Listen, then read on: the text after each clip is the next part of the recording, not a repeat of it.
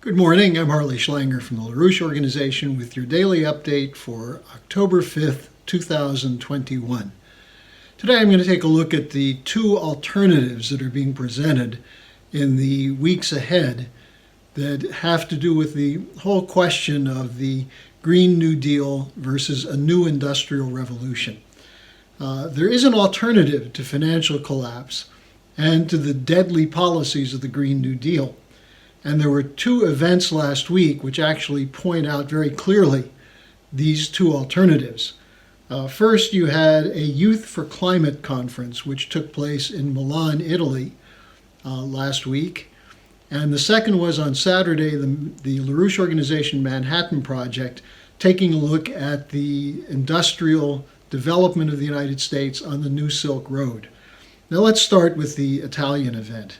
This was an organizing event to build support for the upcoming COP26 Green New Deal conference in Glasgow, Scotland, which is going to attempt to ram through an agreement of all nations to reduce carbon dioxide output, to go to a carbon neutral world, shut down fossil fuels, shut down nuclear, shut down coal, essentially put us back into the dark age.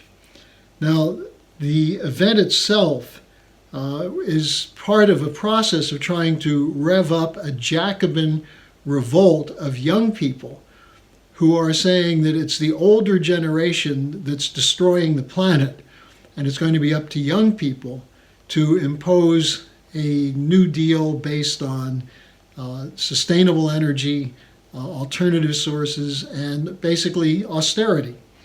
Now, the Youth for Climate conference featured Greta Thunberg, who's been promoted as a kind of heroine of the environmentalists, the Fridays for Future.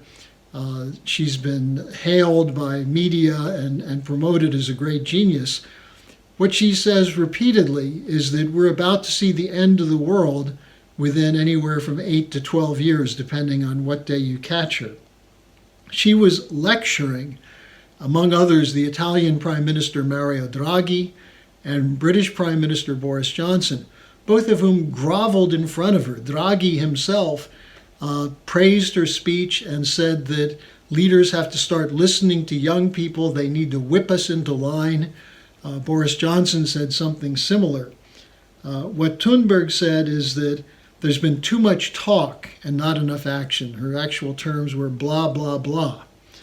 Now, she said something interesting, though. She said the climate crisis was caused by the British. Now, unfortunately, she was not referring to Prince Charles and Mark Carney, the Davos crowd, who are essentially the ones who promote the fake science, who say that carbon dioxide is causing global warming. What she was referring to was the Industrial Revolution. That's the cause of the problem, according to Greta Thunberg. Now, it should be noted that before the Industrial Revolution in the second half of the 18th century, there were only 800 million people on the planet. From then until now, as a result of scientific and technological progress, the development of more efficient means of producing energy, more energy flux dense processes, and the advances in science and technology, we now have almost 8 billion people on the planet. Of course, to Thunberg, that's a tragedy.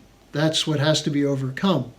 But to anyone who's halfway sane, what it shows is that through advances in science and technology, mankind has been able to make great strides in increasing longevity, life expectancy, in improving living standards, and creating a circumstance where people can escape what was described by Thomas Hobbes of a harsh, brutal life.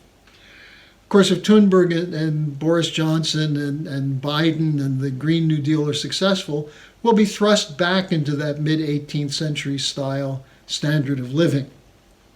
Now, by the way, the climate hoax itself has been exposed in a new report out on the Antarctic ice thickening. According to the IPCC climate hoax theory, the polar ice caps are melting. But in fact, at least one, that is the South Pole, they're seeing a significant thickening of the ice And the report is that as of August, the August level was the 5th highest level on record. Hardly a shrinkage, huh? Now, in contrast to this pessimism and this attempt to frighten young people into thinking that the only way they can have a decent living is by rejecting a modern industrial economy and going back to the policies of the Dark Ages, the Saturday Manhattan Project event outlined what we've produced in a new LaRouche Organization pamphlet, The Coming U.S. Economic Miracle on the New Silk Road. This is already out. It's available. You can get it from the LaRouche Organization website. And you can actually watch the discussion from Saturday, which is also available on the LaRouche Organization website. Look for the October 2nd Manhattan Project event. Now, what was pointed out is that there are now 140 nations who are part of the Belt and Road Initiative. This is China's effort to provide modern platforms of infrastructure to some of the poorest countries in the world, while at the same time having the capability to upgrade platforms of infrastructure in the so-called developed world. In China, they're in a sense undergoing a new industrial revolution where they've lifted 800 million people out of poverty in the last 2 decades. And now they're trying this, or they're implementing this in Africa, in South Asia. This, as we point out, would be the solution to the crisis in Afghanistan, to rebuild the war-torn countries from the regime change wars in Iraq and Syria and Libya and elsewhere, and Yemen. End the sanctions and go in with the modern economic development policies, creating corridors of development. Now, this is how it would work. Great infrastructure projects, such as the TVA and the projects under Franklin Roosevelt, that took parts of the country, the United States, that were extremely poor and provided them with the electricity needed to have rural electrification, to have modern fertilizer plants developed, industry developed. The whole South was industrialized as a result of the FDR infrastructure programs. Now, today in the United States, we're in the midst of an idiotic debate over a small infrastructure plan, which the Republicans and the free traders are saying will bankrupt the government. And the Democrats are also penny pinching and not presenting anything near what's necessary. The fact is that what Alexander Hamilton proved, what Lincoln proved again, what Franklin Roosevelt proved again, is that credit that goes into real physical production doesn't just increase wealth at the point of production, but uplifts the whole economy, makes the whole economy more productive by providing cheaper transportation, cheaper, more efficient energy, and I should say more reliable energy, electricity. That's what upgrading platforms of infrastructure do. It totally transforms the whole productive process. Now, that's what's necessary today, not accepting the fraud of climate change and saying we have to get rid of advances in technology. Here in Germany, they're shutting down nuclear. They're shutting down coal. They're going to move away from fossil fuel energy, oil and gas. That's going to destroy the whole country. We're already seeing a huge increase in utility prices. And it means people are going to end up freezing in the dark. That's the Greta Thunberg, Boris Johnson, Green New Deal policy.